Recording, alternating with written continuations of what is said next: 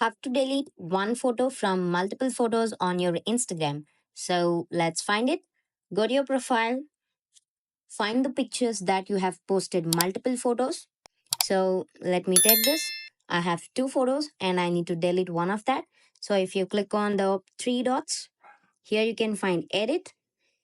Here beside the tag people, you can find trash bin. If you click on this, you can delete that post and scroll down. If you want to click another photo, again you can click on trash and that will be deleted.